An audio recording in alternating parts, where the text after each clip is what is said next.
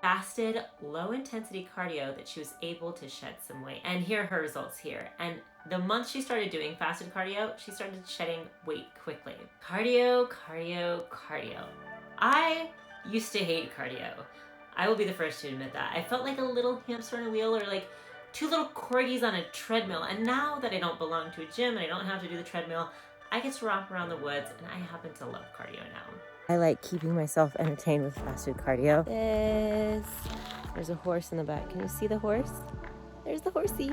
This is our spring water tank, and that there is a stream that comes out of it when it's overflowing. But we want to capture that and build a pool. I'm going to introduce you guys to a redwood.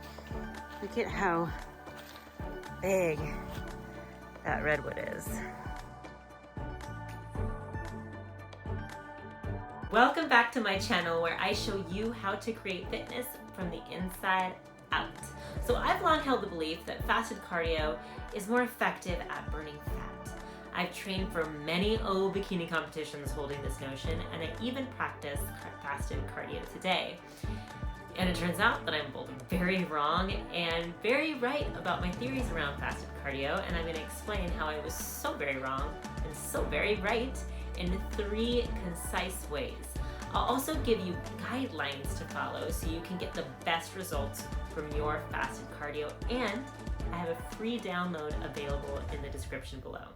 Please give this video a thumbs up and click the bell to get notifications about when my next video is going to be published. If the rationale for fasted cardio is that we will burn more fat, color me lean. A 2017 study by Hackett and Hangstrom in the Journal of Functional Morphology and Kinesiology pointed out to this idea that fasted cardio actually increases fatty acid oxidation. And if you don't know what that is, it's when the fat gets freed from the cells that store them and they offer themselves as energy. Let's take a sec and talk about the different energy sources available to you when you work out. And this is point number 1, energy source. So when we talk about fasted cardio, we gotta talk about fat and carbs. Fat and carbs, or carbs being glycogen, are your body's 2 main sources of energy. Carbs, especially simple carbohydrate, provide a quick source of energy that your body will use immediately. Fat provides a preferred source of energy that your body will use in the event that there is no quick carbohydrate to draw on. When you eat carbs, your body will choose to use that energy, and when you don't eat carbs, your body will turn to fat for energy. It turns out that when you don't eat prior to doing cardio, you actually burn more fat. This was published in a 2016 study by Vieira Costa and McAdoo in the British Journal of Nutrition. So this is the question: why do you burn more fat when you haven't had food? Why does your body choose to release those fatty acids in a fasted state when you're exercising? It's because your insulin is low. And insulin gets low by not eating. So when you fast overnight, then do cardio in the morning before you consume sugar or eat, the theory is that you're actually burning more fat in the exercise session itself. But before you put on your sneakers and head out to do some HIIT training, we need to talk about your fat burning zone. And you're probably familiar with your fat burning zone, so this brings me to point number 2, exercise intensity. Here's the good news about fasted cardio. Low intensity cardio actually burns more fat than high intensity cardio. This means that in the morning you can just get up and take a walk or go climb uphill. That's what I like to do. Or for some, even do some nice garden work. So you're like, cool, how do I measure low intensity? So here's a hack to see if you're in your fat burning zone without a heart rate monitor. Can you hold a conversation without gasping for air? That's low intensity cardio. If you have to take big breaths between sentences, between words in the conversation, that's high or higher intensity cardio. So when you do your fasted cardio sesh, you want to be doing it at a low to moderate intensity. Doing it at a higher intensity is actually counterintuitive, because although you are burning calories, most of those calories are derived from stored sugar or carbs. More on that topic later. I know you want to know more, so I'm going to tell you about the proper intensity when I get to the guideline portion in just a sec. The last point I want to share with you is point number 3. Long-term effects of fasted versus fed cardio. So There's no scientific articles that take fasted versus fed cardio and look at it over a long duration. In a 2014 study in the Journal of International Society for Sports Medicine, there was evidence that points to fasted and fed cardio having the same result over a couple of months, according to the authors Schoenfield, Aragon, and Wilborn. This means that doing fasted cardio in the morning before waking up is not going to benefit you in the weight loss category any more than fed cardio in the long term. However, here's what happened to a client of mine. She was struggling to get below 140 pounds. Nothing had worked before we started working together, and she had been doing HIIT training and many other things, but it wasn't until she started incorporating fasted, low-intensity cardio that she was able to shed some weight. And here are her results here. And the month she started doing fasted cardio, she started shedding weight quickly.